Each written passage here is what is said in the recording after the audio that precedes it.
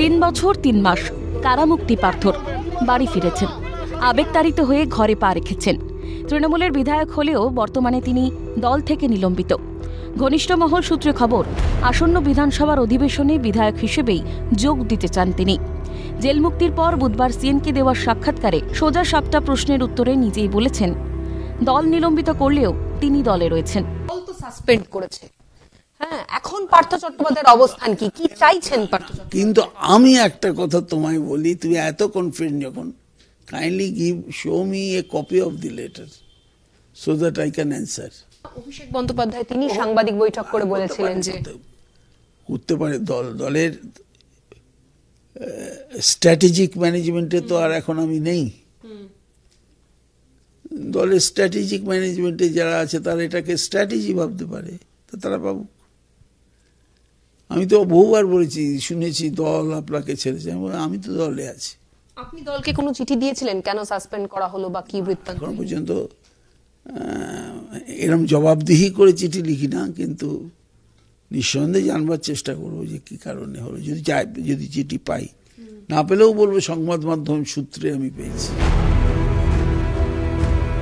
প্রাক্তন শিক্ষামন্ত্রীর মনের বাসনা জেনে গিয়েছে তৃণমূলের শীর্ষ নেতৃত্ব থেকে বিধানসভা সচিবালয়। দল থেকে নিলম্বিত হলেও বিধানসভা তার বিরুদ্ধে কোনো পদক্ষেপ নেয়নি। তবে নিজের পছন্দ মতো ইচ্ছা থাকলেও ট্রেজারি বেঞ্চে বসা হবে না পার্থ চট্টোপাধ্যায়ের। মন্ত্রিসভা থেকে ওনাকে সরিয়ে দেওয়া হয়েছে, কিন্তু আমাদের বিধানসভা থেকে ওকে সাসপেন্ড করা হয়নি, ওর এগেনস্টে কোনো অ্যাকশন নেওয়া হয়নি। উনি আসলে পরে বিধানসভাতে বসতে পারেন, আমি একটা সুটেবল জায়গা ওনাকে দেব। উনি অনেক দিনের প্রবীণ সদস্য। আমাদের কোর্টের কি বিচার্য বিষয় রয়েছে সেটা আদালত বিচার করবে, কিন্তু বিধানসভা তার নিয়মে চলবে। উনি যদি বিধানসভায় শীতকালীন অধিবেশনে আসতে চান আসতে পারেন, যদি কোনো বিষয়ের ওপর তার বক্তব্য রাখতে চান, সুযোগ যদি হয় আমি নিশ্চয়ই সুযোগ করে দেবো। অন্যান্য বিধায়করা যেরকম সুযোগ পান করে দেবো। আমাদের আবার রিঅ্যারেঞ্জ করতে হবে সিটিং অ্যারেঞ্জমেন্টটা, সেটা রিঅ্যারেঞ্জ করবো। বিধানসভার সচিবালয় সূত্রে খবর, শাসক দলের বিধায়কদের আসন যেখানে শেষ হয় এবং যেখান থেকে বিরোধী বিধায়কদের আসন শুরু হয় তারই মধ্যবর্তী কোনো আসনে বসার জায়গা দেওয়া হতে পারে এই প্রবীণ বিধায়ককে। পশ্চিমবঙ্গ বিধানসভায় তৃণমূল এবং বিজেপি বিধায়কেরা ছাড়াও রয়েছেন ইন্ডিয়ান সেকুলার ফ্রন্টের নওশাদ সিদ্দিকী, যাকে বিধানসভায় বসতে দেওয়া হয়েছে তৃণমূল ও বিজেপি বিধায়কদের মধ্যবর্তী একটি আসনে। নওশাদ সিদ্দিকীর পাশে আসন পেতে পারেন পার্থ। অন্যদিকে মঙ্গলবার ঘরের পুরনো নেতাকে ফিরে পেয়ে আবেগ আপ্লুত বেহালা পশ্চিমে তৃণমূল সমর্থকরা। আর বুধবারই বাড়ি বাড়ি গিয়ে হ্যান্ডবিল বিলি করলেন তার অনুরাগীরা। যে হ্যান্ডবিলের প্রথমেই লেখা রয়েছে দুয়ারে বিধায়ক।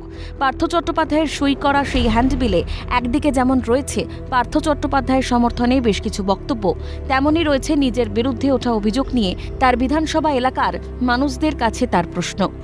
এইটা 2026-এ আমাদের পার্থ চ্যাটার্জিকে আমরা আবার বিধায়ক হিসাবে ওনাকে আবার ফিরিয়ে আনার জন্যই এই লিফলেটগুলো সব দেওয়া হচ্ছে। পাশাপাশি হ্যান্ডবিলে এটাও স্পষ্ট লেখা, তার সুদীর্ঘ চাকরি ও রাজনৈতিক জীবনে কেউ কোনোদিন তার সততা নিয়ে প্রশ্ন করেনি। মানুষই তাকে 2001 সাল থেকে টানা 5 বার বিধায়ক বানিয়েছে, তাই মানুষের কাছে তিনি দায়বদ্ধ। এত দুর্নীতি, এত প্রমাণ চোখের সামনে এলেও বেহালা পশ্চিমের উন্নয়ন যে পার্থ চট্টোপাধ্যায়ের হাত ধরেই হয়েছিল তা স্বীকার করতে একটুও দ্বিধাবোধ করেনি বেহালা পশ্চিমের আমজনতা। পার্থদাকে নিজের জায়গায় ফিরতে দেখতে চান তারা। থাকবে মানে কি মনে, আপনাদের কি চাইছে? উনি আসুক, আমাদের কাছে আসুক, আবার ফিরে চলে গেছিল, আবার ফিরে আসুক। উনি কাজ করবে? হ্যাঁ, উনি কাজ করবে। ওনাকে ভোট দেবে? হ্যাঁ, ভোট দেবো। চাকরি চুরির যোগ্যদের হাহাকার কালের নিয়মে ম্লান হচ্ছে ধীরে ধীরে, কিন্তু দল তাকে আবার কতটা আপন করতে পারবে সেটাই বড় প্রশ্ন। ক্যামেরায় পুষ্পা দেবনাথের সঙ্গে অভিরূপা সাহা, খালিদ জামাল ও রাজীব নস্করের রিপোর্ট, ক্যালকাটা নিউজ।